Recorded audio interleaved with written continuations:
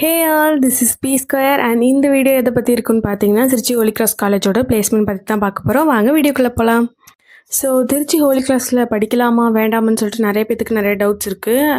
என்னோட personal opinion என்னென்னா படிக்கலாம் தான் நான் சொல்லுவேன். ஃபர்ஸ்ட் வந்து அபவுட் த காலேஜ் அப்படின்னு பார்த்தீங்கன்னா திருச்சி ஹோலி கிராஸ் காலேஜ் வந்து விமென்ஸ் காலேஜ். அந்த காலேஜில் சேர்ந்தால் பிளேஸ்மெண்ட் கிடைக்குமா என்னன்றது வந்துட்டு யோசிக்க தேவையில்லை, கண்டிப்பாக கிடைக்கும். கேம்பஸ் இன்டர்வியூ பற்றி எந்த கம்பெனிஸ் வரும் அப்படின்றத பற்றிலாம் நீங்கள் வந்து பயப்படவே தேவையில்லை, அதை பற்றி நான் சொல்கிறேன். அண்ட் செகண்ட் திங் பார்த்தீங்கன்னா பிளேஸ்மெண்ட் டீட்டெயில்ஸ். நம்ம காலேஜில் பொறுத்தளவு நிறைய கம்பெனிஸ்லேருந்துலாம் வருவாங்க. ஸோ அதனால் வந்து நீங்கள் வந்து வரி பண்ணிக்க தேவையில்ல. ஸோ பிளேஸ்மெண்ட்டுக்கு வந்துட்டு நீங்கள் பயப்படவே தேவையில்ல, கண்டிப்பாக அதுக்கான நிறைய ஆப்பர்ச்சுனிட்டிஸ் உங்களுக்கு கிடைக்கும். அண்ட் வந்துட்டு நீங்கள் இப்போ செகண்ட் இயர் படிச்சுட்ருக்கீங்க, யூஜி ஆர் பிஜினா நீங்கள் வந்துட்டு முடிஞ்ச அளவுக்கு அந்த டைம் ஸ்கில் டெவலப் பண்ணிக்கோங்க. ஸோ அப்போ அதுக்கேற்ற மாதிரி உங்களுக்கு வந்துட்டு பிளேஸ்மெண்ட் கிடைக்கும். நீங்கள் வந்துட்டு இப்போ ஃபைனல் இயர் படிக்கிறீங்கன்னா உங்களுக்கு வந்து 6th செமஸ்டரில் வந்துட்டு பிளேஸ்மெண்ட் வந்து ஸ்டார்ட் பண்ணிடுவாங்க. நீங்கள் வந்து பிஜி படிக்கிறீங்க அப்படின்னா உங்களுக்கு வந்து 3rd செமஸ்டர்லேயே வந்துட்டு பிளேஸ்மெண்ட்டுக்கு வந்து ஸ்டார்ட் பண்ணிடுவாங்க. அண்ட் தேர்ட் திங் என்னென்னு பார்த்தீங்கன்னா பிளேஸ்மெண்ட் ட்ரைனிங்கை பற்றி சொல்லவே தேவையில்ல. ஏன்னு கேட்டிங்கன்னா நம்ம ஸ்டூடெண்ட்ஸ்க்கு வந்து அவங்க நல்லா ட்ரைன் பண்ணுறாங்க. ஆப்டிடியூடாக இருக்கட்டும், மார்க் டெஸ்ட்டாக இருக்கட்டும், இந்த மாதிரி நிறைய. நான் வந்து மேக்ஸ் டிபார்ட்மெண்ட். ஸோ நாங்கள் படிக்கும்போதெல்லாம் என்ன பண்ணாங்கன்னா எங்களுக்கு வந்துட்டு நிறைய ஆப்டிடியூட் டெஸ்ட் எல்லாம் வச்சாங்க. ஸோ அந்த மாதிரி நிறையா மார்க் டெஸ்ட் எல்லாமே உங்களுக்கு ட்ரைன் பண்ணுறாங்க. ஸோ அதுக்கேற்ற மாதிரி நீங்கள் வந்து அட்டென்ட் பண்ணி நீங்கள் போகலாம். கம்யூனிகேஷன் ஸ்கில் டெவலப் பண்ணிக்கிறதுக்கும் நிறையாவே அவங்க வந்து ஹெல்ப் பண்ணுறாங்க. ஸோ இந்த மாதிரி பெட்டரான ஆப்ஷன்ஸ் எல்லாமே அங்கே கிடைக்குது. ஸ்கில்ஸ்லாம் டெவலப் பண்ணணும்னு நினச்சிங்கன்னா நீங்கள் வந்துட்டு நமக்கு தேடி வரும் எந்த ஆப்பர்ச்சுனிட்டி அப்படின்னு சொல்லிட்டு இங்கே எதிர்பார்க்கக்கூடாது, நீங்களாக தான் தேடி போகணும். ஸோ அங்கே நிறைய ஆப்பர்ச்சுனிட்டிஸ் இருக்குது, நீங்கள் ட்ரை பண்ணுறதை பொறுத்து தான் இருக்குது. அதுலேயே வந்துட்டு சில சமயம் கோர்சஸ் மாதிரிலாம் நடக்கும், லைக் உங்களுக்கு வந்து ரெஸ்யூம் ப்ரிப்பேர் பண்ணுறது அந்த மாதிரிலாம் நடக்கும். ஸோ அப்போ வந்து நீங்கள் செலக்டடாக நான் வந்துட்டு அதில் ஜாயின் பண்ணுறேன் அப்படின்னு சொல்லி வாலண்டியராக போய் நீங்கள் அந்த கோர்ஸில் ஜாயின் பண்ணி அதுலேருந்து நீங்கள் லேர்ன் பண்ணிக்கலாம் நிறைய விஷயம். ஸோ இந்த மாதிரி எல்லாமே இருக்குது. இஸ்ட் கோர்சஸ் ஃபார் பிளேஸ்மெண்ட் அப்படின்னு பார்த்தீங்கன்னா அங்கே மோஸ்ட்லி வந்து பிசிஏ, பிஎஸ்சி, பிகாம், பிபிஏ இந்த மாதிரி டிபார்ட்மெண்ட்ஸ் தான் மோஸ்ட்லி வந்து சூஸ் பண்ணுவாங்க. அதுக்குன்னு சொல்லிட்டு மற்ற டிபார்ட்மெண்ட்ஸ்லேருந்து எடுக்க மாட்டாங்களான்னு கேட்டிங்கன்னா அப்படின்னு கிடையாது. நான் வந்துட்டு உங்களுக்கு வந்து இப்போ பிளேஸ்மெண்ட்டுக்கு போயிட்டுருக்குது ஆப்பர்ச்சுனிட்டிஸ் ஆர் ஏதாவது ஒரு கம்பெனிலேருந்து உங்களுக்கு வந்து இன்டர்வியூ நடக்குது, கேம்பஸ் இன்டர்வியூ நடக்குதுன்னா அஃப்கோர்ஸ் நீங்கள் வந்துட்டு உங்களுக்கு வருதோ வரலையோ, உங்களுக்கு தெரியுதோ தெரியலையோ நீங்கள் அட்டென்ட் பண்ணுங்கள்.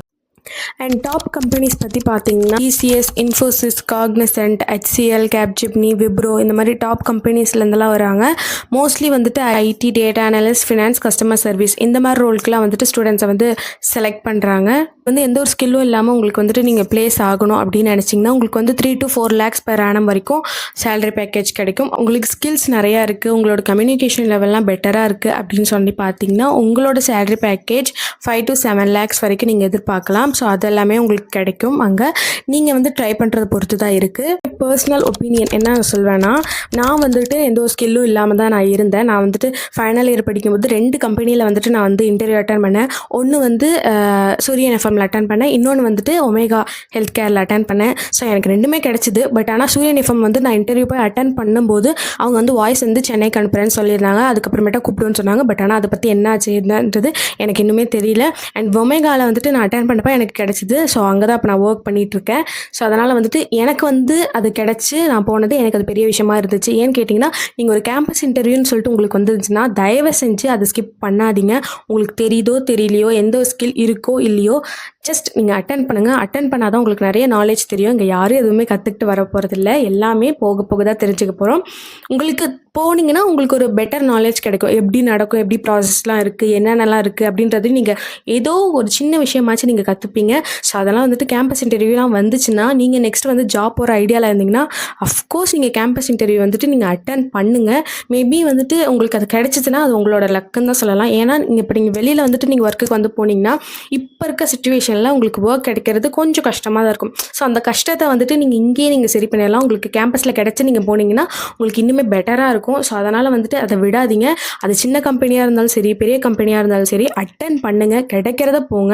எது கிடைக்குதோ அது போயிட்டு கொஞ்சம் மாதமோ ஆறு கொஞ்சம் வருஷமோ ஒர்க் பண்ணிவிட்டு அதுலேருந்து ஒரு எக்ஸ்பீரியன்ஸை கெயின் பண்ணி அண்ட் அதுக்கப்புறமேட்டா உங்கள் ஸ்கில்லெல்லாம் நீங்கள் டெவலப் பண்ணி அடுத்து எது போகணுமோ அது மாதிரி நீங்கள் ட்ரை பண்ணி போங்க.